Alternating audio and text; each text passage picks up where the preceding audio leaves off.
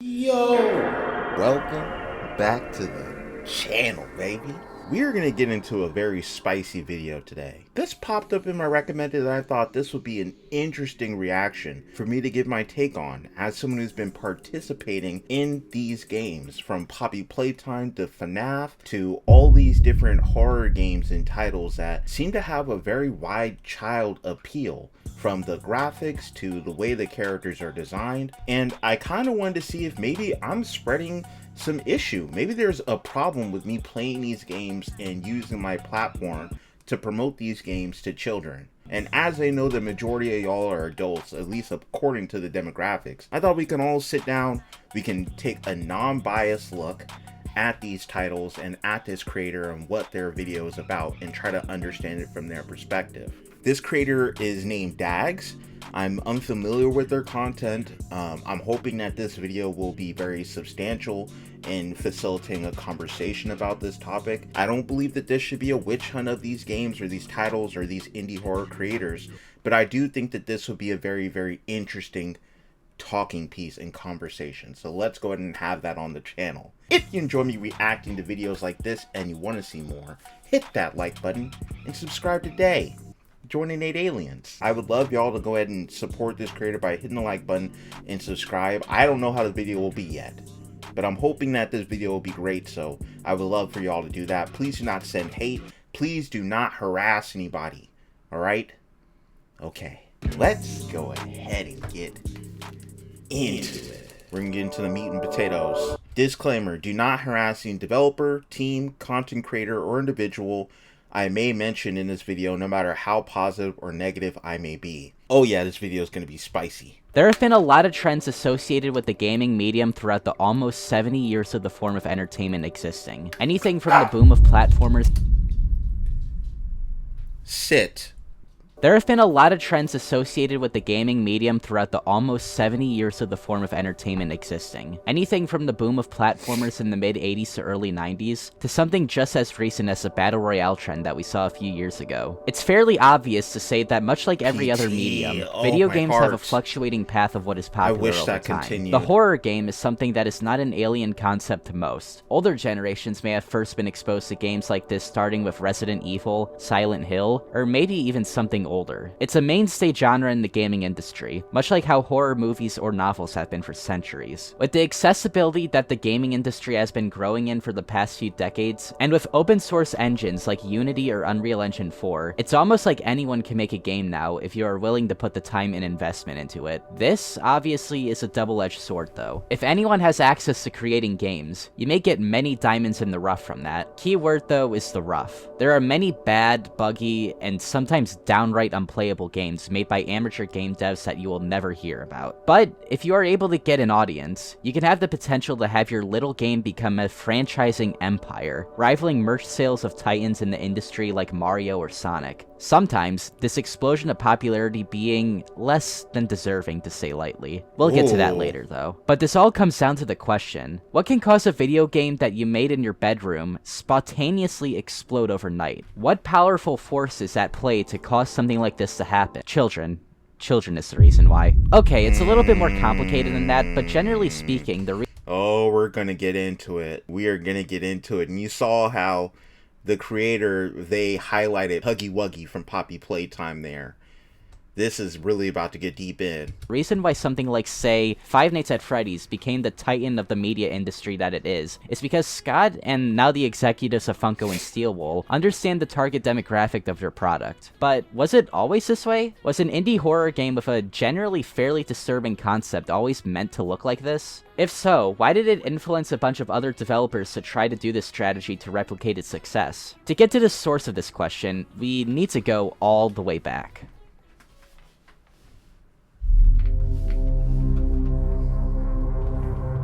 Alright, I feel we do something like this every other video on my channel, so I'll make this very brief. The history of FNAF is something that none of us need to tread on for that long. The only thing that we need to keep in our thoughts when discussing this time period is the unprecedented overnight virality the series got. Now, I think when discussing this phenomenon, we need to address that FNAF isn't the first one to have something like this happen. Man, it's not even the first indie horror game to blow up like this. But what set FNAF apart from the crowd at the time, I think boils down to 3 key factors: unique gameplay, simple but engaging story, and the factor that I think will be the most important while in the discussion of this: memorable and colorful characters with visually appealing designs. If you're to ask someone why they are a fan of Five Nights at Freddy's, they will most likely give you an answer that falls into at least one or all of those categories. The one that I think people enjoy the games for the least today as opposed to the past is the unique gameplay. FNAF was really nothing like anything we've seen before. The game had you stationary throughout the entire runtime of the game, passively defending yourself against your threats using a monitoring system indoors if they get too close to you. It was something pretty fresh for the time, as indie horror games before this were practically just walking simulators trying to be the next Slender or Amnesia. Ironically, a pattern that we'll see repeated again soon. FNAF was simple, it was scary,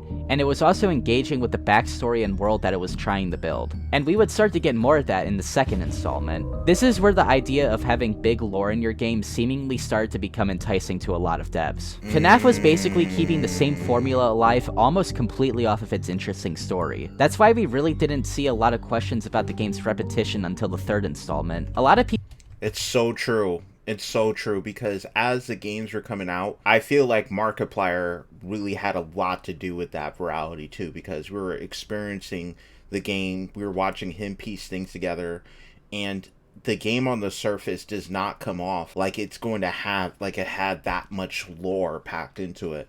But there was just so much to read into the details that were there, and there really wasn't a lot of explanation anywhere about anything. So it allowed game theory to kind of game the system with the algorithm, and along with the virality of the game and watching Let's Players play through it and the reactions, with the game theories kind of supplementing the lore, piecing together what they found off little details, it created this very, very lightning in a bottle situation with the game where it just was everywhere. It ended up just exploding. People didn't really care about the gameplay. Hell, I'd say the majority of the fans didn't care about the gameplay. And if they did, it was usually just in the context of them seeing their favorite Let's Player be jump-scared by an animatronic to see their over-exaggerated reaction. I think what it is it comes off as maybe over-exaggerated for people who didn't really care for the person's content. But we don't know the person. I haven't played any of the games until about 2 years ago. Even then, there are a good amount of games I still haven't gotten to because I just don't really need to at this point. Like, I plan on getting to them eventually, but my absolute point here is that the series is not one that you really need to get enjoyment out by playing the games themselves, which is a very unique thing in a lot of aspects. The concept of a Let's Play has been a thing for a while before FNAF,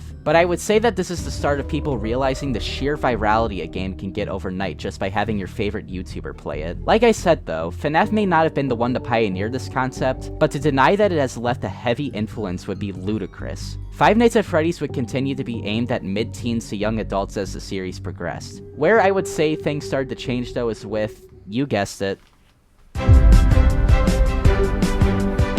I think FNAF World generally isn't as awful as a lot of people say it is. What is the fact that Scott took time to fix the glaring issues the first version had was pretty great, and I genuinely can respect him more for that. But come on, look at it. This is obviously made at a time where Scott tried to get away with making something quick for his audience. He even said in his own words that he thought the fanbase would love it despite it having glaring flaws. Oh, okay. So how would you treat the game now as an experience? Like, have you learned anything making this game? Oh yeah. But nobody mentions this game. Do you see my face right now? I am blown away. I've never heard of this game. I didn't even know this game was in the series. I learned a lot. You know, that's probably the least valuable game I've ever made as far as profit is concerned. Mm-hmm. But it's also the single most valuable game out of the entire franchise. It is serving as the gemstone of quality control in my mind, and it has solidified exactly what I have to do going forward. If I was treating the movie why is the thing still as I was treating my game series at the time I made FNAF World, we would be 3 movies into the FNAF movies by now. He even stated that this is a huge learning experience for him, and he said that he would try not to make the same mistake again in the future, which, depending on who you ask, he might just have. This, no doubt, was a turning point in the series, though. At least, I think so. Everything after Sister Location seems to have its own style separate from the first 4 games. That's not to say that this approach is inherently bad. I actually like a lot of the game's post-FNAF world, but I do believe that a lot of the charm the first 4 had relied heavily on the unique atmosphere and realistic fiction with supernatural elements. Over time, you can see that FNAF started to transition away from a supernatural backdrop to much more of a science fiction one. The only one I'd say that takes it more back to the series' roots is Pizzeria Simulator, which is probably my most favorite game in the series, despite it being in this post-FNAF 4 direction. There's a lot more things I can bring up as to why I think FNAF has taken this approach way even before Security Breach. I think big pieces of evidence would be the Goosebumps-like Fazbear Frights novels, and probably the most damning evidence, the over-commercialization of the brand. I feel that just the figures, plushies, and maybe some novelty items like the Sanchi security badge would be the only things that we need. But we also have to get stuff like FNAF glow-in-the-dark slime. Oh shit! Uncle.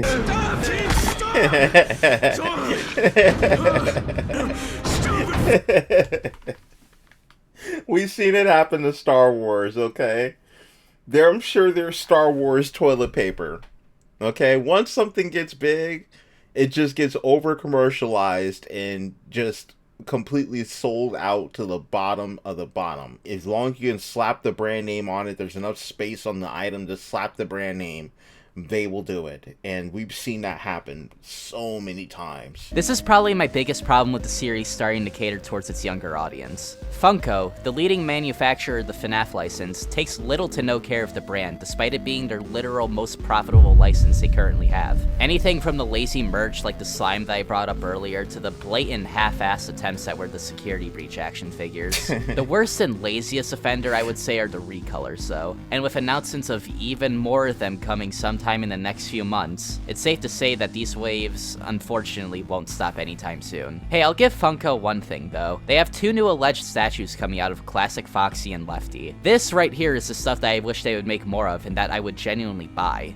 Not this. Although I could rant about the direction Five Nights at Freddy's has taken in the past 4 years, we can come back to it later. For now, I was about to say, I feel like we're getting away from, we're kind of getting away from the video topic a little.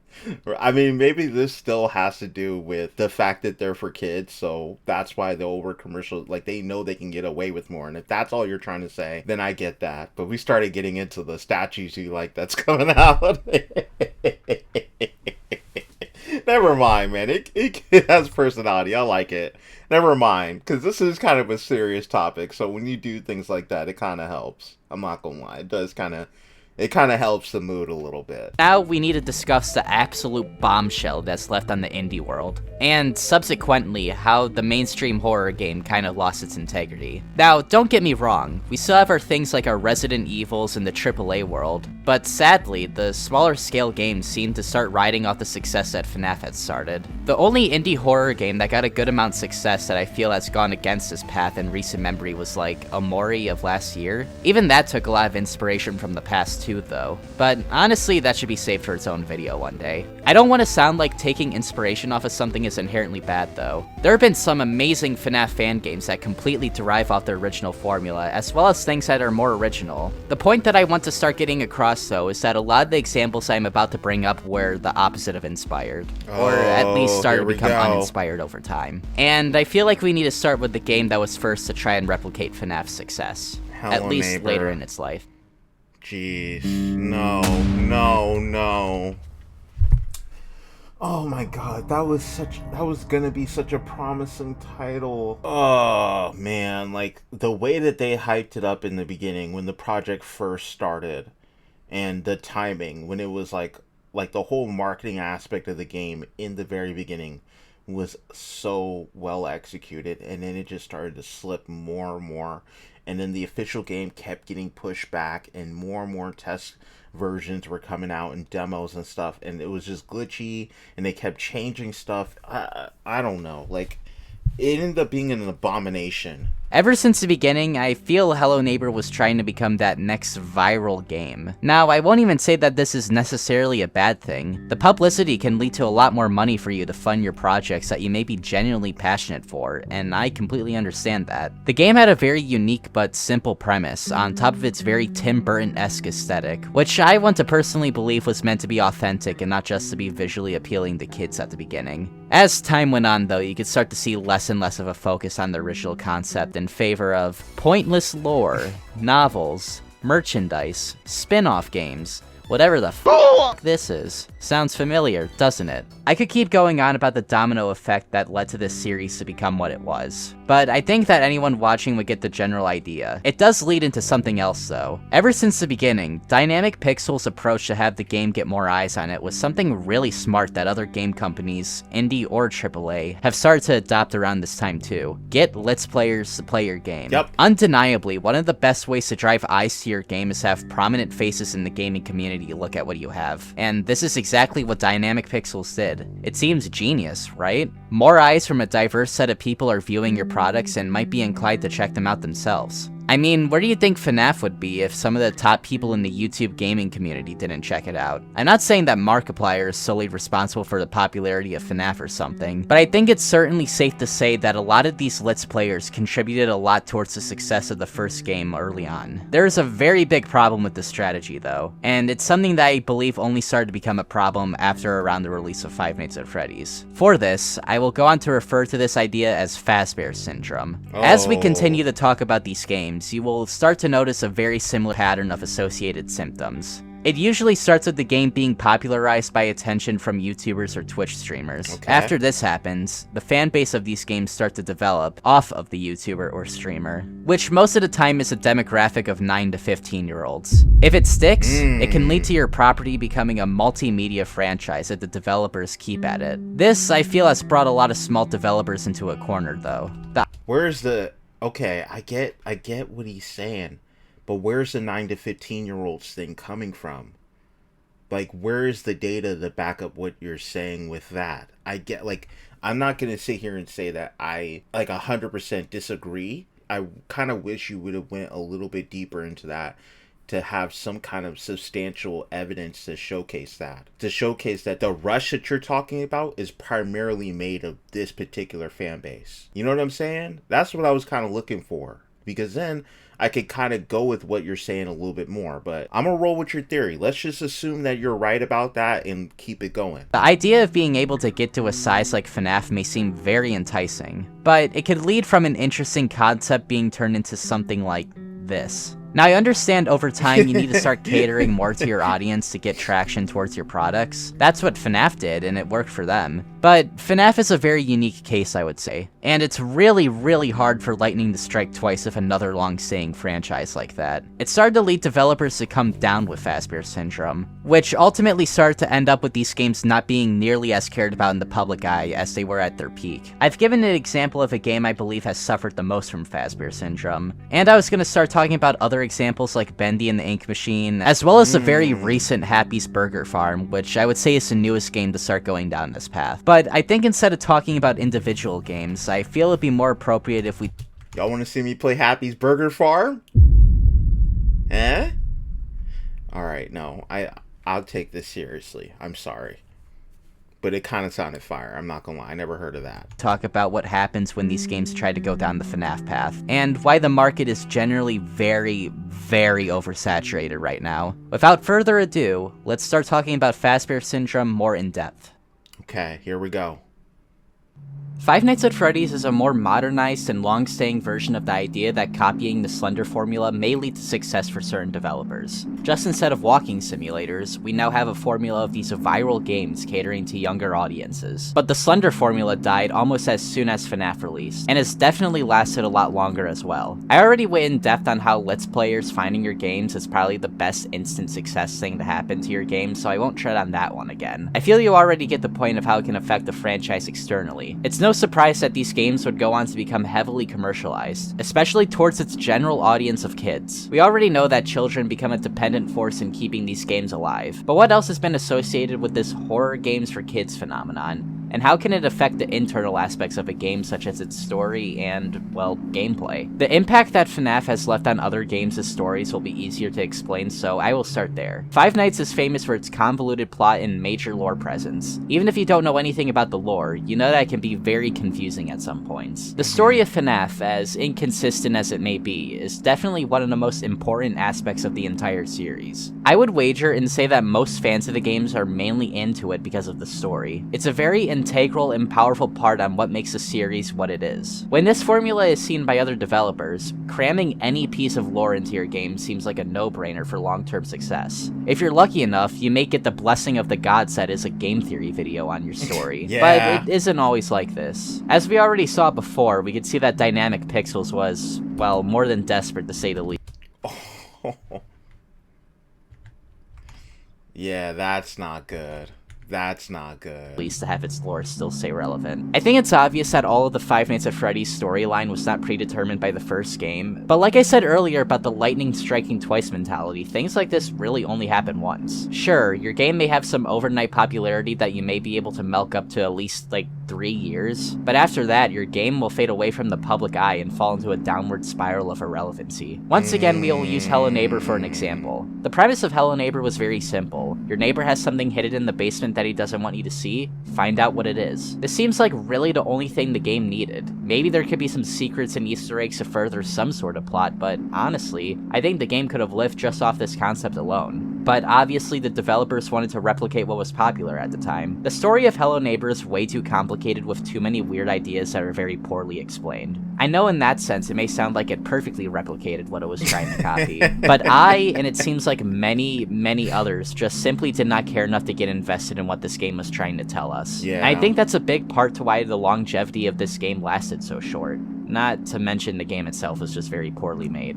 Story is definitely something very important to whatever you're trying to make. I don't blame these developers for trying to make this grandiose story for something that they may be genuinely passionate about, but there are just so many factors to go into that following the FNAF formula isn't necessarily the best thing to do. Another obvious point is that FNAF has way more game entries in the series than any of these other games. It took FNAF 6 games and almost 4 years to even conclude the main plot of the entire series. Things like the novelizations are there because the game had a long-lasting effect on pop culture. FNAF was able to earn it in a way that something like Bendy and the Ink Machine or Hello Neighbor just never got the chance to do. It's not that even following this formula again necessarily wouldn't even work. It's just that these developers are finding that their game is garnering meteoric success, so they decide to rush things. And at the end, they end up falling ill to Fazbear syndrome, ultimately jeopardizing the brand in many ways. I know it seems like I'm coming off very harsh with my criticisms of these games, and I don't want it to come off like that. I don't hate these games, and I don't think that all these franchises are quote-unquote dead. And all honestly, I like the concept of a lot of these games. Hello Neighbor has a very good concept of being a puzzle stealth game with a Tim Burton-inspired art style. Bendy is a fun concept that twists the perception of Golden Age animation. Baldi's Basics has a fun, surrealist concept as a parody of an old 90s edutainment game. All of these games, in their own right, I feel serve a purpose one way or another. But if taken too fast, you can ultimately cause disinterest for the people that you're trying to target to,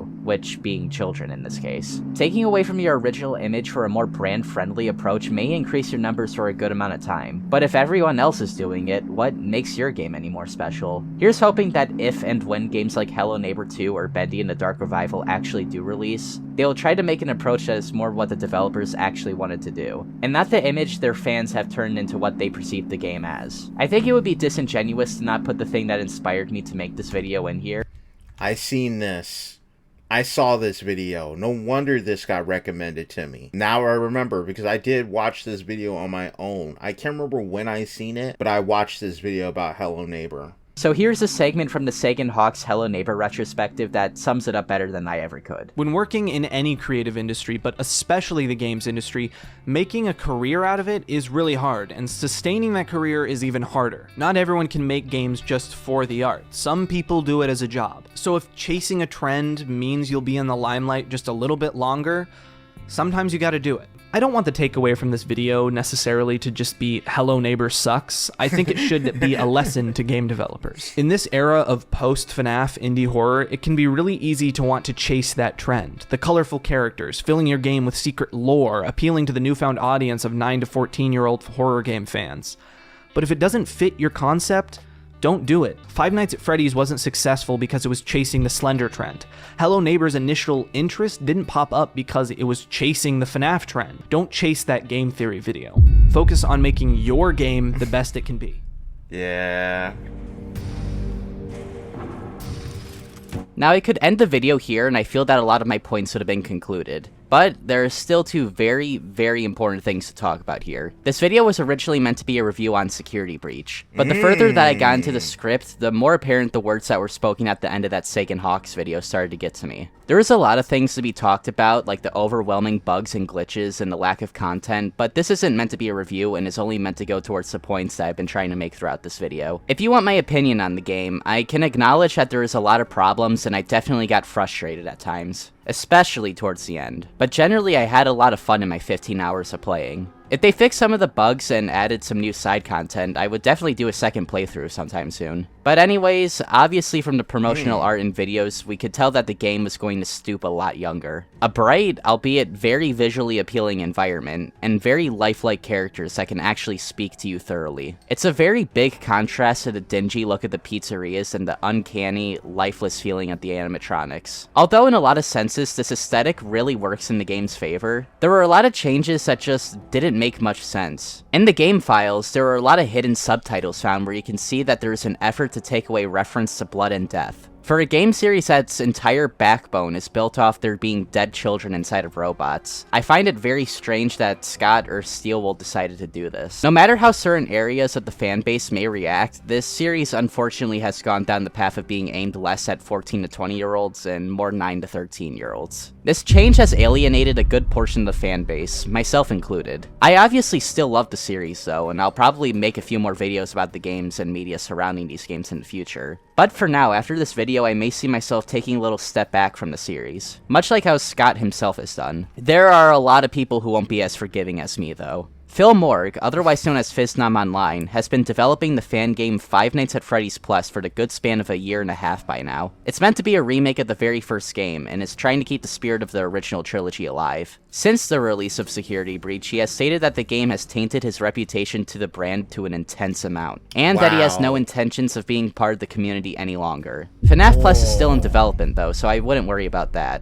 He even stated that the release of Security Breach has motivated him more to work even harder to create the game in the image that he and many others thought the series was always meant to be in. But why even bring all this up? One guy isn't representative of the entire fan base, even if he's a very prominent figure in it. If anything, most fans will probably heavily disagree with his take on the formula. But the reason why I point this out is because it highlights one of my most favorite aspects of this entire series. Fan content will always fill a hole for certain people. Although the Fazbear Fanverse initiative seems to have a lot of problems right now, which can maybe make for its own video, it's still one of the coolest things I think has happened to the entire series. Licensed, completely official offshoots of the base canon being made all by people who have very different visions of what the series should be. This diversity and options of what kind of tone and story you want from this series, I'd say is only second to comic book characters. That's kind of the thing that makes this series very special. If the fans don't like the direction that it's going in, they can always just take matters into their own hands. This attitude has been a thing ever since the series should have ended at FNAF 3 crowd. I personally disagree with this opinion, but I get what it's trying to say. This is what I can use as the answer of why this series had such a longevity in the public conscious. The community has been a part of this series for over 7 years now. As more long-staying members grew up and more new people entered, the more absolutely talented creators have joined in on contributing to the series in monumental ways. This is what I personally believe is the magic of FNAF, and it's the thing that so many other games have failed to replicate in their plans to imitate it. As much as I would like to end this video on a happy note, there is something that I've been neglecting to talk about. A game that I think takes every negative aspects of all of these games so far, and combines them into one short,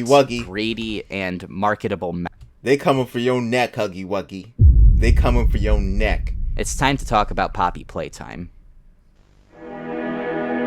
I love this song. Let's set the record straight right away. I don't like this game, or tech demo I should actually refer to it as. It combines all the worst aspects of all the games I have talked about thus far, and if I were to tell you that I only have 32 minutes in this game, you'd probably think I'm making a rash judgment because it's hard to judge a game off of 30 minutes alone. Usually, I would agree with you, but the runtime of this game is 30 minutes. Yeah. This game runs on a chapter-to-chapter release strategy, which is something Bendy and arguably Hello Neighbor have done in the past. This is obviously a subjective taste, and I'm personally not a fan of episodic games because the quality of certain episodes can be very inconsistent. But I personally wouldn't have minded if this game was free. But no, this game is actually $5. $5 for 30 minutes of gameplay. Let me give you a comparison. The first Five Nights at Freddy's is also $5, and the runtime of that game can be around an hour to 4 hours, depending on your skill level. That's about 8 times the amount of time it takes to beat FNAF and the time it takes to beat Poppy Playtime. But I mean, that's one comparison, but it's even crazier when you examine the fact that there are games that are literally being given out for free that will give you way more value. That will literally give you so much more value than that. 100% agree with this point. But they are the same price. Not to mention, chapters following this will also cost money as well. This isn't like a one-time purchase and you'll get all the following chapters for free. No, this is just how much chapters will cost in the future, if not more. I already have more than a paragraph written about my complaints about this game, and we haven't even booted it up yet. So what is the game actually like? Well, first thing I notice on this menu is a merch button. Yeah, I've really never seen anything like like this that. in a game before, but clicking it redirects you to the site where you can buy fungible products. You may notice I used the word fungible to describe things like shirts and posters. Usually this would be a weird way to describe merch, but I use it because the devs are also diving into the endless void that are NFTs. This video is not meant to discuss this, so I'm not going to bring that up right now. For now, I want my criticisms about the game to be strictly about it and not the things surrounding it. Anyway, we get this cutscene at the beginning, which is most likely trying to replicate the FNAF VHS trend from a few years back, as we get more tapes like this further into the game. After a puzzle, we get this grabbing arm, which helps us solve even more puzzles. Honestly, After this, that we was go into cool. the main I'm not gonna area, lie. and you guessed it, we do more puzzles. Something that I feel is key to mention is that the puzzles in this game are piss easy. It's the main Yeah. reason why this game only took me a half hour to beat. If I were to give the game a positive though, I do like the mechanic of the grabbing hands, and I also don't think the atmosphere of the game isn't the worst either. I think the game has a generally generic aesthetic, but a toy factory for a setting is somewhat interesting, and I think there could be some fun ideas here. But the main star of this chapter, Huggy Wuggy, I really do need to say these things and be serious about it, don't I? I love my job. Okay, anyways. There's only one chase scene with Huggy Wuggy in the entire game, and it's at the very end. The only time where you can even remotely fail is at the very end of the game. There's not really even a build-up to this either. Sure, we see that he's gone in the beginning of the game, but that's the only inclination that he's now loose. Unless I'm missing something. After this, you go down these graded floors and find the Poppy plates. And there's even more. Like, apparently he's, like, up somewhere. I need to go back and either play the game or watch a video about this, because I do want to dive more into Poppy Playtime, despite this video. Despite all the problems that were associated in this video, it just low-key made me want to play the games more. I don't think that was his intent. I don't think that was this creator's intent, but it low-key made me want to play the games more. But apparently, Huggy Wuggy was watching you inside the factory or something like that. Like, slip through a vent or something? I don't know. Time doll, and the chapter ends. Remember, this was $5, and I explained it all in 2 paragraphs. Personally, I think Poppy Playtime is the absolute worst out of this horror games for kids trend that has been brewing for the greater half of a decade. A game that I feel has, or had potential, tainted by the worst case of Fazbear syndrome I have seen on any of these games so far. And like I said, this is just the tip of the iceberg. There are so many other things that Mob Games and Enchanted Mob have done, and have been accused of. This is not the place to discuss it though, as of right now at least. But what I can tell you is that these developers and animators are not passionate about what they are making. It's a AAA mindset with an indie budget. Not to mention the allegations of the entire premise being stolen, and poor workplace conditions. I may or may not do a follow-up talking about the shady things that Enchanted Mob / Mob Games have done in the past, so we'll have to see about that. From what I've seen so far, there seems to be a lot that needs to be discussed. But There's a video, bro. You're onto something. You're so onto something. That's a freaking video. But for now, it seems that this is where I get off. I have been Dags, and until next time, see ya. I'm subscribing. This was interesting. I'm hitting the like button and I'm subscribing to Dags. This is a really, really dope video. Well, that was Horror Games for Kids, the problem with indie horror. Editing Nate here. When I first clicked on this video, I did think that it was going to be a video discussing the problematic, issues surrounding like horror genre kind of, intertwining with children and, the whole idea of like shock horror and, how these kids can be influenced by that and possibly them becoming toxic fan bases, and how content creators who are adults are consuming the content and also using their platforms to influence children. But that's not what this video was about at all. It's so interesting what you find on YouTube nowadays. Like, you never know what you're gonna get. I know a lot of y'all refer to me as an underrated creator, and I deeply appreciate that. But there are creators that are like this creator here. They're even more underrated and underappreciated. And I'm glad that this video seems to be catching the algorithm quite a bit. That's really dope. I think that a lot of the points that the creator touched on in this video were solid, especially when it talks about the over commercialization of a lot of these games and the hype that is basically rode by the children that support the game.